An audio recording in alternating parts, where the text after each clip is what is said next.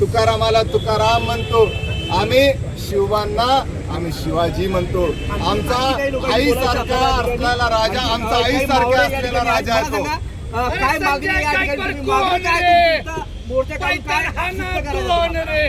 आम्हालाही सिद्ध करायचं आहे की तुमची जी दादागिरी चाललेली आहे महाराष्ट्रभर देशाभर, जे संघाची आणि बीजेपीची जेव्हापासून सरकार आलेली आहे, हे आपली जातीवादीनं आपलं जे काही इलेक्शन लढलं आहे आणि आपली सत्ता आपल्या हातात घेतात आणि गुंडागिरी करतात.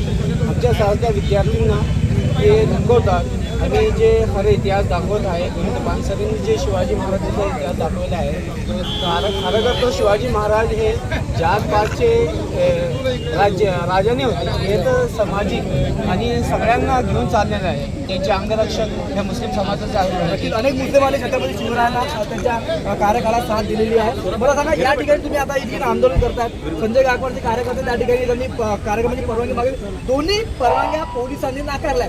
संजय गायकवाडने भूमिका घेतली की आपण हा कार्यक्रम करायचा नाही, तर तुम्हाला हा कार्यक्रम रद्द करता आला नसता.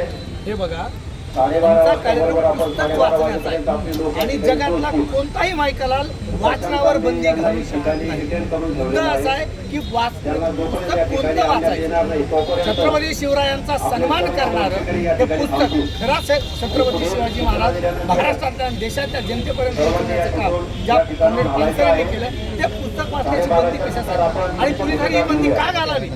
परमिशन मागण्याचं काय कारण आहे? आम्ही काय दंगा करत नाही, आम्ही काही कुठं मोठ्या हिंसक पद्धतीचं आंदोलन करत नाही. आम्ही करतोय छत्रपती शिवरायांचा सन्मान, जो पानसरेंनी केला, जो या महाराष्ट्राचा प्रत्येक माणूस करतोय. तुम्ही करता, आम्ही करतोय. ते पुस्तक वाचे. खऱ्या अर्थानं ज्या पुस्तकावरून वाद झाला, त्याच आशयाचं एक पुस्तक प्रबोधनकार ठाकरेंना लिहिलेलं होतं. त्याचं नाव होतं दगलबाज शिवाजी. त्या पुस्तकामध्ये काय लिहिलं? ज्या बाळासाहेबांच्या शिवसेनेमध्ये संजय गायकवाड आमदार राहिले, त्या बाळासाहेबांच्या वडिलांनी जे पुस्तक लिहिलं, त्यांची हिंमत आहे उद्धव ठाकरे साहेबांना आणि राज ठाकरे साहेबांना विचारायचे की तुमच्या आजोबांनी हे पुस्तक का लिहिलं. आम्ही त्यांचे वारसदार आहोत, प्रबोधनकार ठाकरेंचे. आम्ही गोविंद पानसरेंचे वारसदार आहोत. आम्ही छत्रपती शिवरायांचे खरे मावळे आहोत आणि म्हणून त्यांना विचार पोहोचवण्यासाठी आम्हाला कोणी रोखू शकत नाही. छत्रपती शिवरायांचा विचार पोलिसांनी जरी कार्यक्रमाची परवानगी नाकारली असली तरी देखील या ठिकाणी शिवाजी कोण होता या पुस्तकाचं वाचन आम्ही करू. थोड्या वेळात प्रसाद आम्ही येतील असं सांगितलं जात आहे.